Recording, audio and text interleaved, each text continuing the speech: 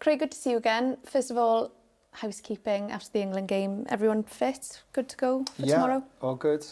All good. So, yeah, that's it's been a good week like that. So, yeah, very happy on that front.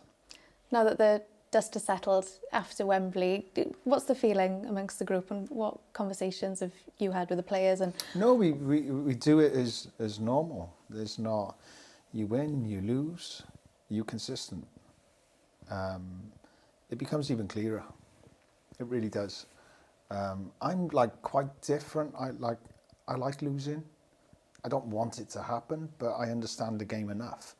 Like, we're going to lose again, you know that, yeah? I hope it's not in the foreseeable future, but it will happen.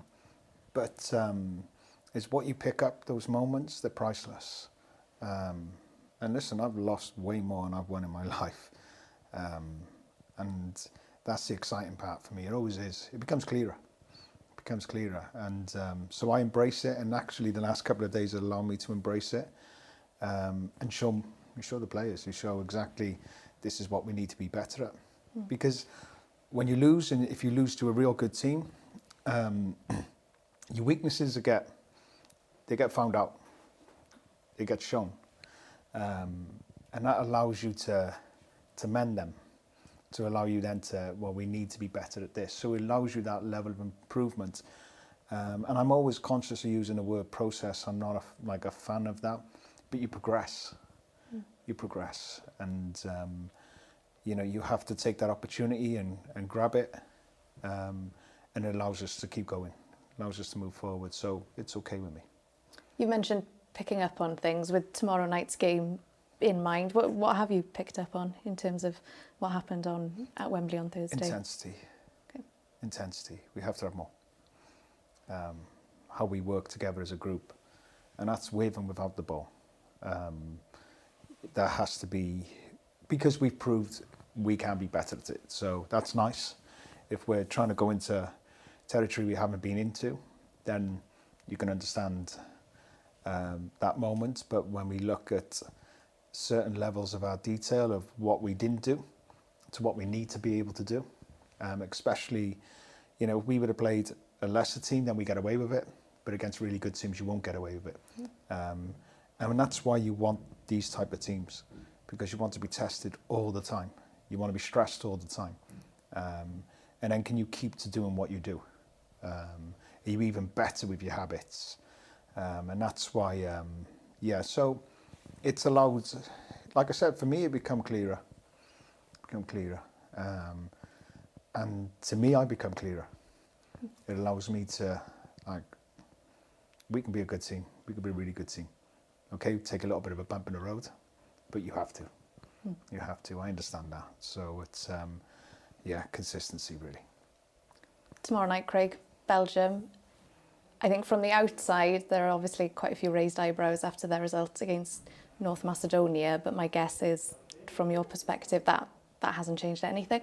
No, well, it's where we look. Are we where we needed to be? Of course. But I have to be honest. It's like, that's why I always try and take one game at a time. I know it's not your job to do that. You have to look way further than I do. And as a journalist, I understand that. But even when I was getting questioned about goal difference, it was like, just wait a minute, please. Because these moments can happen. We've seen it, you know, and remember even like from my own experience, like going into the Iceland game, we could finish third, we can finish second, we could have finished first. We don't know what's going to happen. And obviously we see what Montenegro were able to do in Turkey, then we end up winning the group and end up going straight to Group A.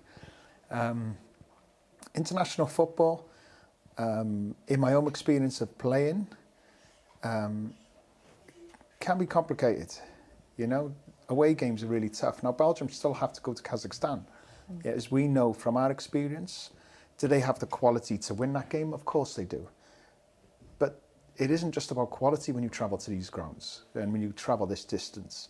It's about how do you prepare. You play on 3G. It could be minus 20. These all have to come into it. And so to me, it's like, don't look too far ahead. Now, all we can do is win our games. And that's the first one on Monday. You know, can we win this game? If we don't, we adapt again. And that's all I try and look at, honestly, because we got Liechtenstein and then North Macedonia. It's like, I don't know, maybe it's how I live my life. I try not to look too far ahead. If today's a bad day, then take one step at a time. And I try and do that in football terms as well. Don't look too far ahead, just take that next step. Can't look too far ahead. We can look back, it's not though, great if for that's you, okay. huh? No. Not great for your interview, sorry. No, that's absolutely fine. If we can look back, though, at that game out in Brussels, that second half performance, I was talking to Thomas Tuchel and he highlighted that performance. He said, look at what Wales did against Belgium. I know it was a loss in the end, but to come back in the manner that you did, you know it's there, don't you? You know it's sort of rumbling underneath the surface. Can you take any heart from that, or is it that's been and gone, tomorrow night is completely different? No, of course, because when we look at clips now, and it could change tomorrow, they could do completely something different to what they've done then.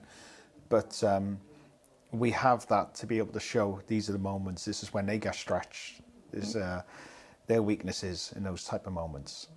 We've seen their strengths, we know their strengths as well, and we know their individual profiles, but to us, it's what were we able to do during that time to make it uncomfortable for them. So that gives us, we have a lot of belief, and I believe that's common for this group of players and what they've been able to achieve over the last number of years. So it's great for me to add to that or just be a part of that.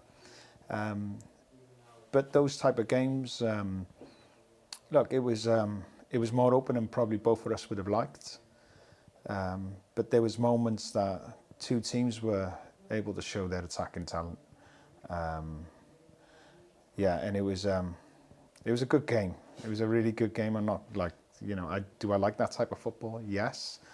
But like my stress levels doesn't. So it's, I'd like us to be in control of the game a lot more than what we were then. But it's a different game. It's at home now. It's, in Cardiff, and the fans we have makes it a different game. That leads to my next question. What do you think is going to be key for Wales tomorrow night? Intensity.